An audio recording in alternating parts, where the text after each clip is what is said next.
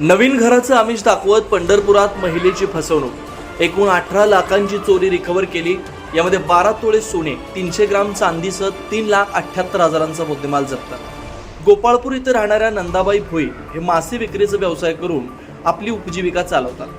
गोपाळपुरातील 4 महिला व एका पुरुषाने त्यांच्या घराचं दार वाजवून जुनी ओळख काढून त्यांना नवीन घर कामी किमतीमध्ये विकत घेऊन देते अशी माहिती देत असताना इतर 3 महिला व एक आरोपी तिच्या घरात प्रवेश करून घरातील सोने चांदी व रोख रक्कम असा 18 लाखांचा मुद्देमाल चोरून नेला।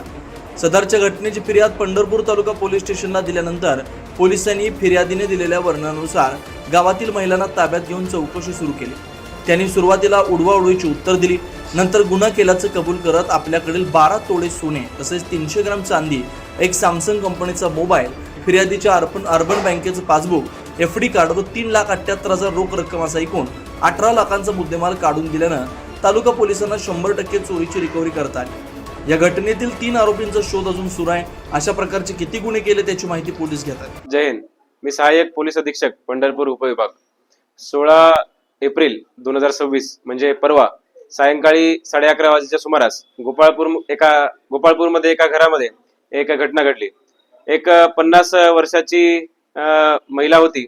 त्याच्या घर कोणीतरी ठोठावल्याचा आवाज आल्यानंतर बाहेर आल्यानंतर 4 महिला व एक पुरुष तिला दिसले। त्यातली एक महिला या घरातील महिलेला म्हणाली की जे काही घरकुलाचं घर आहे ते तुला आम्ही कमी किमतीत मिळवून देऊ आणि त्यासाठी आम्हाला काहीतरी माहिती, काहीतरी कागदपत्र हवे आहेत आणि त्याच्या अनुषंगाने आम्ही इथे आलेलो आहोत। असं बोलता बोलता जे इतर 3 महिला व एक पुरुष होते ते हळूच त्याच्या घरामध्ये गेले आणि कपाटामध्ये असलेले काही दागिने व कॅश त्यांनी त्या घरातून पळून नेले।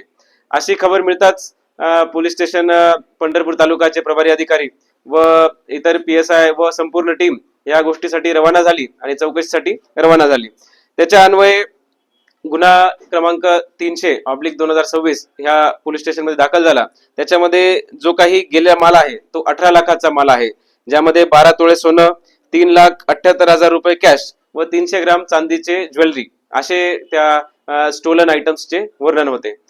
तपास केला त्याच्या अन्वये अशी माहिती मिळाली की याच्यात 5 आरोपींचा समावेश आहे आणि त्या आरोपींचा शोध घेतला, वेगवेगळे जबाब घेतले, काही टेक्निकल एव्हिडन्सेस गॅदर केले। त्याच्या अनुषंगाने आपण ह्या आरोपींना नॅप करण्यामध्ये यशस्वी झालेलो आहोत।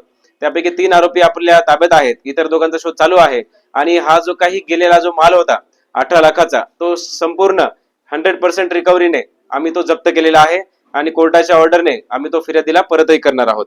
तर तशी ही जी काही कामगिरी आहे ही फसवून काहीतरी असे खोटे आश्वासन देऊन हे आरोपींनी हे कृत्य केलेलं आहे आणि ह्या अशा कृत्यामध्ये मला असं सगळ्या नागरिकांना पंढरपुरातील आव्हान करायचं आहे की अशा कुठल्याही स्कीम मध्ये आपण अडकू नये, कोणावरही असा विश्वास ठेवू नये आणि जर आपल्या ओळखीचे असतील तरच घरात आपण त्यांना प्रवेश करू द्यावा, असेच आव्हान मी सर्व नागरिकांना करतो।